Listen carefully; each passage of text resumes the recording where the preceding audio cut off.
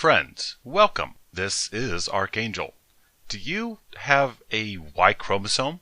Then you have, are, and will continue to be violated. Your worth, your sovereignty, your social treatment, and legal rights, all will continue to be trampled on. Your labors and toil will continue to be offered up on a silver platter at the altar of feminine. Because of your physical structure and sexual anatomy, you are deemed disposable and therefore deserving of lesser consideration and care than the sex who gestates the human fetus. You are made to suffer and endure mockery and abuse to satisfy the failings of the sex that is jealous of you. You create life. You discover, innovate, and build everything in this world, though you are not congratulated. Rather, you are made to toil more, produce more, and die more, so that society may continue to cradle those who contribute less. Males understand, on some level, they are regarded as lesser in value, and so most are left little choice but to endure all the strife and torment to effect communal survival. Males decide that they have nothing except desperately clinging to the tenuous approval of a gynocentric existence in order to receive pack acceptance, which lessens predation and struggles pursuant to an isolated existence. Males are the very entities equipped to survive independent of a pack. Yet as long as they buy into the propaganda of inferiority, as long as they live from fear that they need a pack and the approval of that pack, as long as males continue to stamp their approval on male mistreatment through passivity, then I am sorry, my brothers, but you will continue to be defamed and abused individually and as a collective. Now, when some males defy passivity and break rank with conformity, they come to a stage of inevitability, a nexus point of debriefing marked by anger experienced upon realization of just how unfairly they have been used and abused, how viciously they have been slandered and marginalized, how maliciously they have been devalued and marked for disposal before other humans. When males realize they have been brainwashed and played for bumbling fools their entire life, they come to a point that we call red pill rage. They have been duped and they are livid, and in light of the severity of treachery committed against males, they are indeed justified in being as angry as they can find expression for.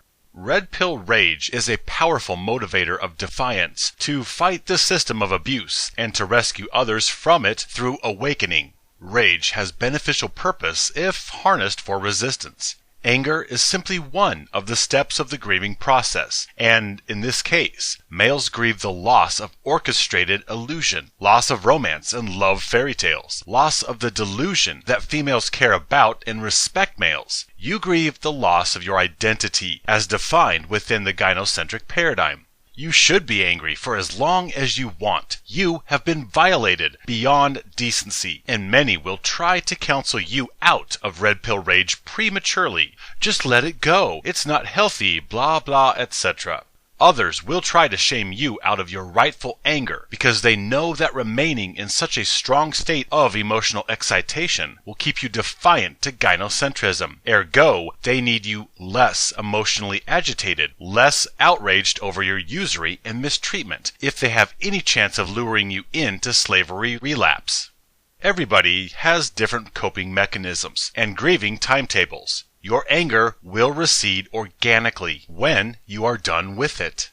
And holding on to small pieces of righteous indignation is useful to keep you from complacency, which may induce passive abuse acceptance, and thus regression back into gynocentric endorsement, because you have lost passion against it.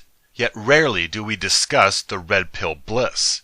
In order to heal, humans need to extrapolate positive from the negative, and we have many euphemisms for the interpretation of enrichment from suffering. Find the silver lining, turn lemons into lemonade, etc. This is where we have penned the general all-purpose pain mitigator. What doesn't kill you only makes you stronger. So if there is no other benefit from suffering, well, at least you have that. Look at the bright side. You have become stronger.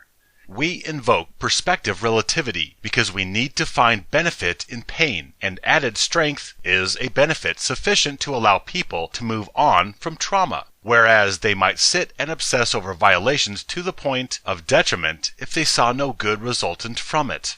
Yes, awakening is painful and harder than anything you've known, but you are stronger for it. Yet there is a hidden enrichment, one that comes amidst the red pill rage. It is red pill bliss. The point amidst your crumbling dreams, when you discover that there are others who are just like you. You are not alone.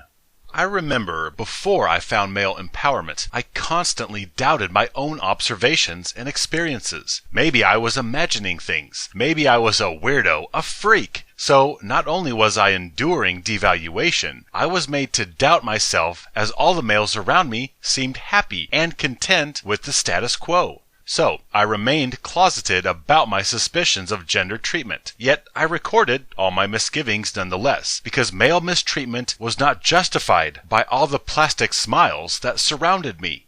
I heard of books here and there which had similar observations, and this was encouraging, yet there was still so few preaching male inequity that I languished, continuing to believe myself an anomaly. Then one fateful day I came across MGTOW. And it was water to my dehydrated soul. I was vindicated. All my observations were being confirmed by overwhelming numbers of fellow males around the world.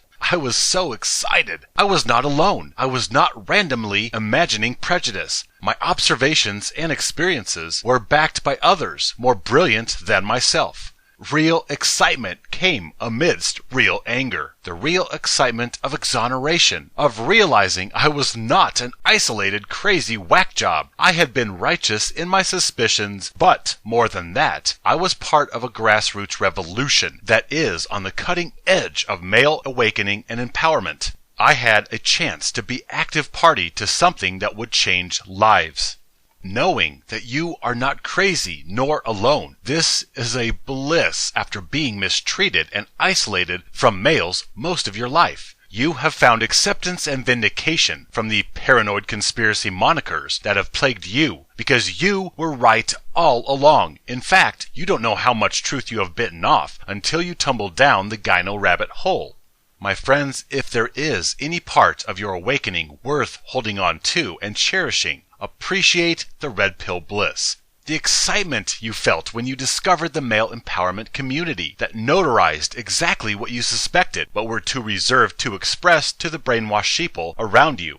There is a place where you belong, where you are important, a place where you can learn about your sex and your motivations, a place where we do not censor our criticisms of females, as the rest of society does. Well, except for the content militia trying to censor us here on this platform. But still, true male empowerment spaces do not censor their discussion of either males or females. We have been policed for too long, and now we can let out all the rage, all the confusion, all the misgivings about the future, anything we want. When the doldrums of being awakened come knocking, just consider the goodness that comes from a community of warrior males that care enough to assist other males. Think of the bliss of not having to censor your female criticisms for the first time in your life. Think of the overwhelming fulfillment that came when you first realized you were not alone, you were not crazy, and you are not worthless.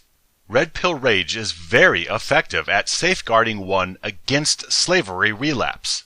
Red pill rage can be fickle and may come and go, yet red pill bliss is something that should be cherished and nurtured. There are males right now awakening and going through the rage, and simultaneously there are also males experiencing unexpected excitement because they are not crazy nor alone. I remember this excitement. It caused me to binge on MGTOW videos, and my head spun from all the advanced knowledge that I never knew existed regarding the sexes. Males going through rage and bliss will suck up every message they can, which fuels their anger over treachery, but also confirms their status as sane and worth more than our culture affords them. In fact, they are the most precious resource, without whom all human civilization, all life ceases. Nurture the red pill bliss. Kindle the excitement for male empowerment. This will be a lasting motivator to keep you correct and true to self-empowerment and sovereignty.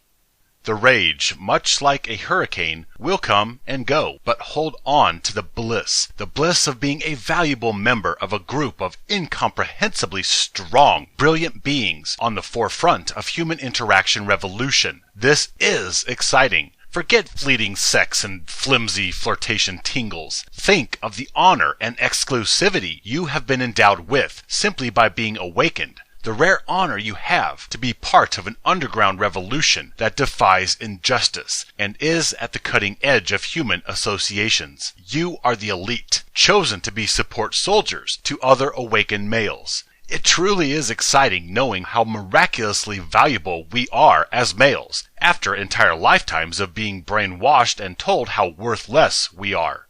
Moreover, it is amazing how rare we are as awakened males. This is where the excitement is and the bliss comes from, knowing you are not alone, nor were you ever crazy. You are vindicated, and you join the ranks of brilliant males seeking a better experience for males. Indeed, you do not need rage nor bliss to hold fast to gynocentric defiance. Simply a sense of avoiding pain in a risk-reward paradigm steeped in the house's favor. This will suffice.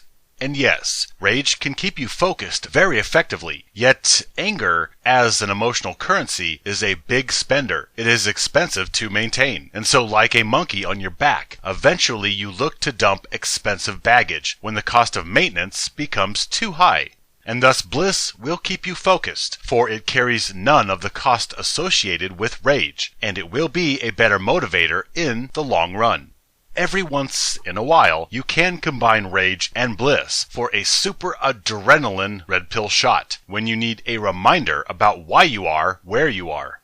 Remember the bliss, the excitement, the exoneration when you first discovered the freedom and brilliance and company of male empowerment spaces. Hold on to that excitement, nurture that bliss, for as you associate positive gain from the trauma, you will not lose your passion once the rage subsides, but you will soldier on for the good of yourself and others. Red pill bliss can keep you from the complacency which leads to loneliness and eventually relapse back to slavery.